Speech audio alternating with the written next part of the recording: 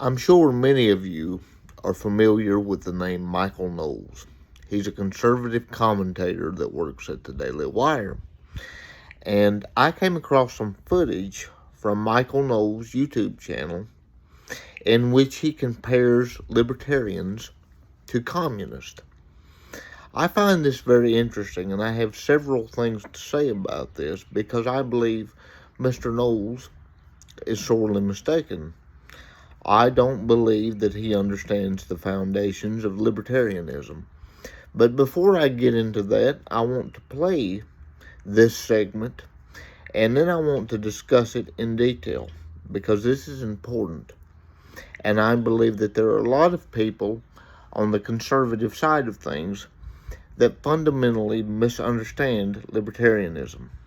Let's talk about it. And the communists, I think, ultimately share the same view of anthropology. Ultimately, they believe that men are fundamentally individuals born primarily in as much as we have a political life with rights and entitlements.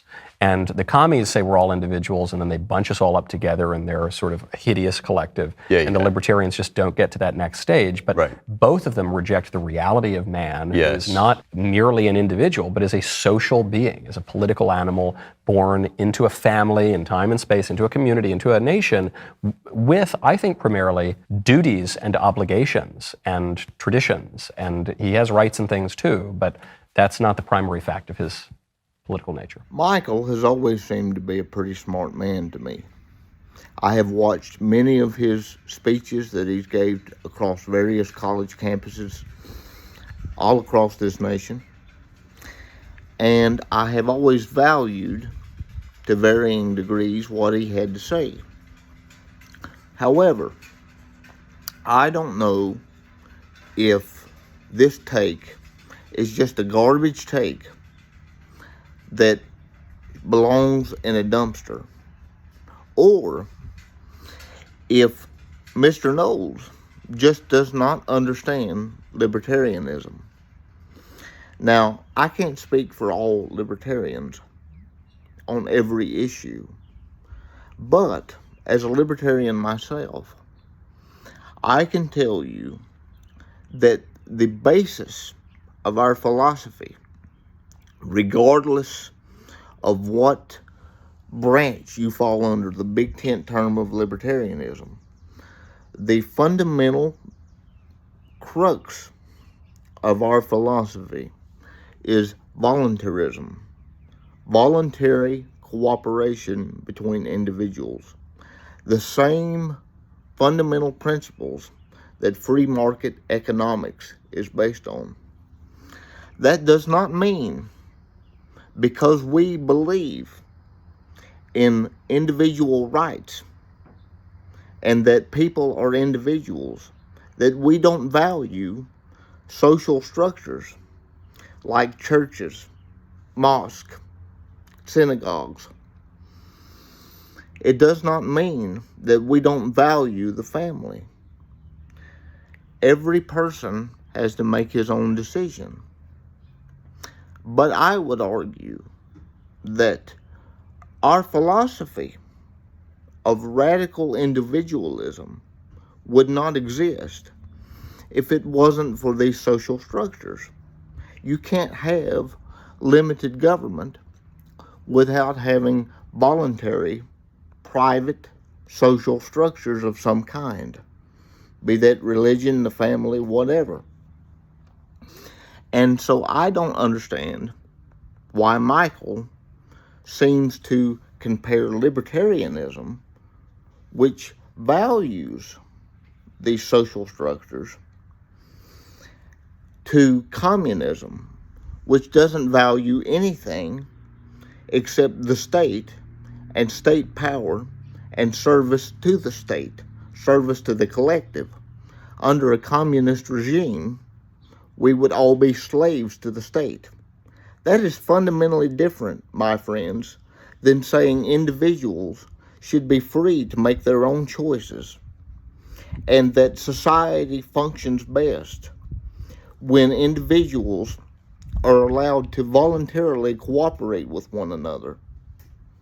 History proves that voluntarism is the best philosophy for a functioning society. That individuals, if given the freedom to choose, will ultimately make the right decision. That's fundamentally different than communism. Communism says the state knows best. The state is God. The state will make all the decisions for you, for your family, for your lineage. There is no God except for the state under a communist regime. So I don't understand how Micheal, someone who I always thought valued America as a nation, cannot understand that the foundations of our republic are ultimately libertarian, classically liberal, liberal in the sense of the word originally, valuing freedom. The opening lines of the Declaration of Independence say we hold these truths to be self-evident, that all men are created equal and endowed by their Creator with certain unalienable rights, that among these are life, liberty, and the pursuit of happiness. That is individualistic choice, my friends. The foundations of our republic were based upon voluntary cooperation. And the government that we have is supposed to have been to preserve that voluntary cooperation, and the state would be minimalistic and constitutionally bound. That is the foundations of our republic. That is why I fight for the republic, because I believe in those values. Now, there may be some other libertarians who would differ in the expression of that philosophy. They may not think that a constitutional republic is the best form of government, but we all agree on the sovereignty of the individual, and that no man or state has the right to trample on the rights of individuals. We were given these rights by our Creator. The Declaration of Independence made that clear. The thinkers who influenced the founding fathers, such as John Locke, made that clear. Life, liberty, and property. These things are paramount.